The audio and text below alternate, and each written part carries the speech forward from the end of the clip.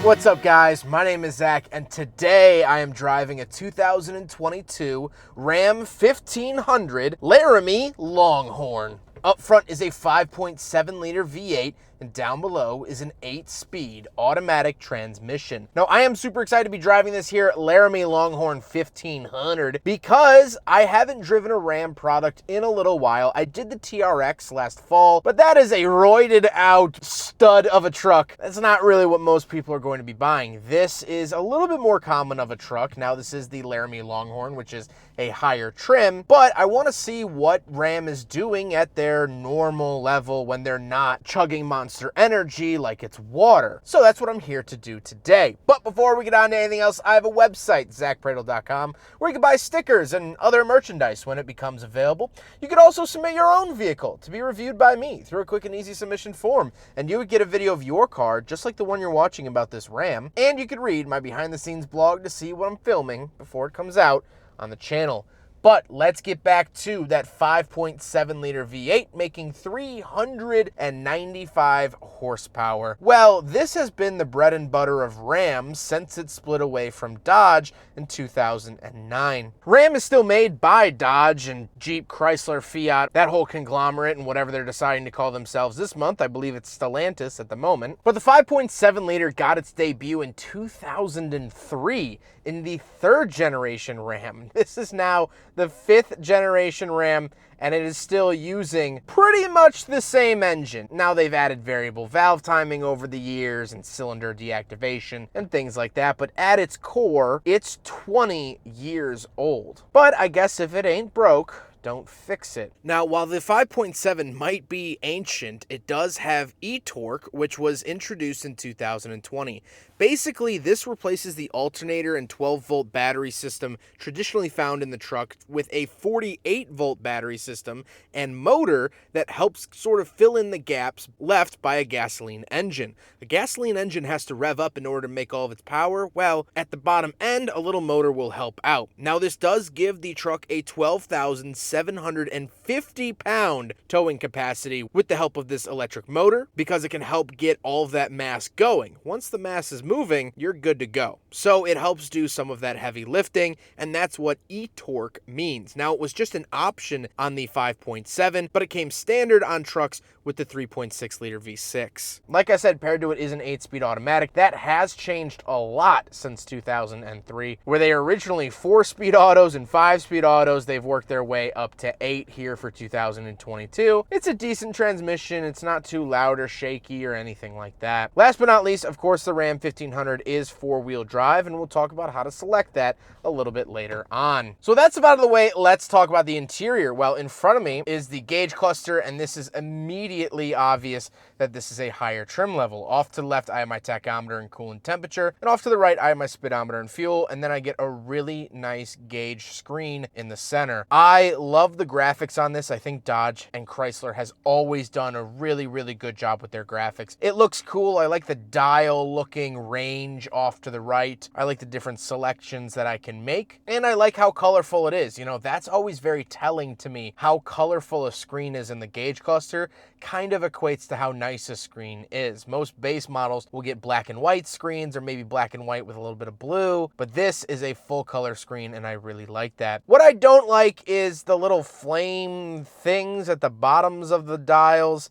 And kind of this whole interior gives me Miss Me Jeans vibes. We'll talk about that later on. On the steering wheel, on the left, I have my selectors for that gauge screen we just talked about, as well as my phone options and voice commands. And off to the right, I have my cruise control options, and I can plus minus shift on the steering wheel if I'd like to. So if I'm going downhill, or if I have a trailer, if I'm stuck in the mud, whatever it might be, I can actually change gears on the steering wheel, which I think is very interesting. Off to the left, I have a giant climate control vent, as well as my headlight switches, gauge dimmer switches, power parking brake, and my pedal adjusters. Moving on to the door, I have 2 different memory seat options, power windows, power locks, and power mirrors. And of course, I get this nice brown leather with the wood accents. Moving into the center, I do have a giant Alpine speed speaker up on the dash, as well as I get a 12-volt outlet that will work off the battery. So this will stay on no matter what. I really like that Dodge labels it that way. Then we have 2 climate control vents and the giant center screen. Now the screen is actually fairly usable. I really like that it has Apple CarPlay and Android Auto.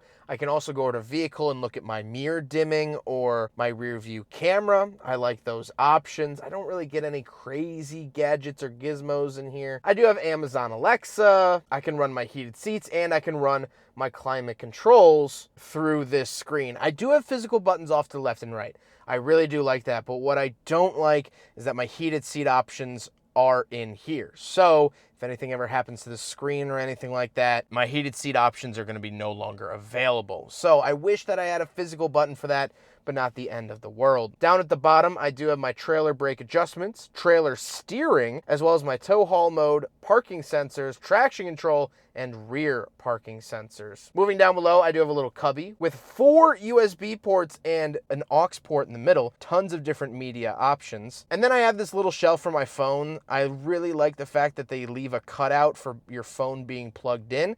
So you can plug in your phone, put it in there, and it'll sit happily. And then I have this giant center cubby, plenty of space in there as well. Speaking of space, I do have a movable cup holder, so we will do a big friggin' bottle test here in the 2022 Ram 1500 Laramie Longhorn, and unfortunately, to my surprise, it does not pass. Maybe this truck really isn't blue collar enough to call itself a pickup truck. If I want to bring a bunch of water out to the work site, I can't put it in my cup holder. So it fails the big friggin' bottle test. I do get a giant opening center console as well, so plenty of storage options here in the Ram 1500, and the seats are really nice. They're finished in this brown saddle leather finish, and I really like that. I like the embossed patch on them that says Longhorn Limited Edition. You'll also find that on the dashboard, which opens up, which is a really cool feature I'm a big fan of. But these seats are nice and comfortable. Like I said, they are heated power, and the driver's seat is memory. But speaking of seats, we do have back seats, so let's go do a back seat review. All right, so we're in the back of the 2022 Ram 1500 Laramie Longhorn, and the first thing you notice, tons of space. Tons and tons of space. This has always been one of my favorite parts of the Ram 1500 is just how much space. I can reach out and I can barely touch the seat in front of me. It has so much backseat space. It's really, truly fantastic. Down here, I also have 4 USBs as well, 2 traditional, 2 USB-C. I have heated seats, my own vents, a wall outlet. I can also pull this down, and this has storage back here and 2 cup holders. And I can even lift up this row of seating for more storage underneath. Tons of fantastic options back here, and I really love it. This is one of the main reasons I say this is my pick for luxury truck, is just how spacious it is back here. Speaking of space, however, let's hop out. We'll take a quick look at the tailgate and bed, and then we'll talk about the looks. All right, so on the back of the Ram 1500, double click here on the key fob, and the tailgate's supposed to go down. There we go. I think it was stuck on something. But here is inside the truck bed. You do get some nice LED lights. That is an added cargo box, which is super nice. Other than that, nothing too crazy, but I really do like that you could drop the tailgate from the button. Let's see if we can redo that. It seems to be getting caught on something up there. But a really nice feature for Rams. Now we gotta talk about the looks, and I've always been a big fan of the way that Ram looks. I just think that they look pretty good. They look kind of space agey, a lot more modern than like the square body F-150s and things like that. However, to me, this truck is a little pretty boy, and we'll talk about that when we get to my final thoughts. But overall, I don't really have any qualms about the exterior, and that's that. But let's get on to my final thoughts. What do I think driving the 2022 Ram 1500 Laramie Longhorn? Well, I like it. I still firmly believe that Ram is really the only option when it comes to luxury trucks. If you want a truck that you're going to live with, you're willing to spend the money, you want it to feel nice, you want to be as far away from the rough and tumble tradesman trucks while still owning a pickup truck, this for my money is the best. If I want to get a luxury pickup truck, Ram to me is really the only answer, and I am factoring in the Rivian. I am factoring in the Hummer EV. This to me is still the most luxurious feeling. The 5.7 liter has proved itself over the last 2 decades as being a relatively solid engine. There were some cylinder deactivation issues, but those seem to be ironed out by now. The one thing I feel sitting in here, however, and this is just personal taste, is that this feels very stadium country to me. And what I mean by that is there's a genre of country music called stadium country music. I'm sure you can think of a bunch of songs. And to me, it always just seems like they're just pandering to the working class. Because those country singers sing about fishing and tailgates and mud ruts and dirt roads and pretty blondes and all these things. And they wear their blue jeans and ripped shirts out on stage. But then they go out back after the show, they get in an S550, they get driven to a private airport, and they're flown back to their Hollywood mansion. They have all of the look